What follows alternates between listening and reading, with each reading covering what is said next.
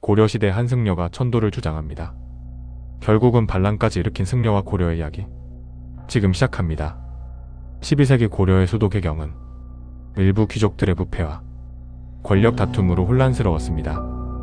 위기 상황의 왕실과 더불어 개경 정치의 어려움이 곳곳에 있었습니다. 그때 풍수지리설을 믿는 승려 묘청이 등장했습니다. 그는 개경의 기운을 쇠퇴했고 서경으로 수도를 옮겨야 한다고 주장했습니다. 서경은 현재 평양에 해당하며 묘청은 이곳이 새롭게 번영할 길 찌라보았습니다. 이것은 단순한 천도가 아니라 보수적 개경 세력을 약화시키고 신진 세력의 서경 중심에 새로운 정권을 세우려 한 정치적 시도였습니다.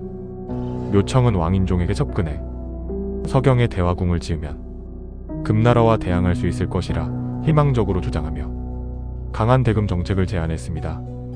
묘청은 정지상 등 서경 출신 문신과 팩수한 등 무신을 규합하며 세력을 모았습니다. 그러나 개경의 보수파 지도자 김부식은 이를 격렬히 반대하며 서경 천도는 국가에 해가 된다며 맞섰습니다. 묘청의 개혁과 김부식의 보수 사상은 당시 고려 사회 내부의 중요한 정치사상 갈등을 반영했습니다. 1135년 묘청은 서경, 천도 주장이 받아들여지지 않자 대위국을 세우고 연호를 천계로 정했습니다.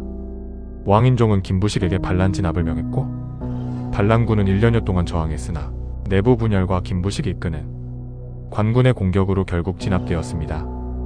묘청은 내부 반란 중 부하에게 살해되었고 김부식은 이 사건을 계기로 권력을 강화하며 개경 중심의 보수체제를 굳혔습니다.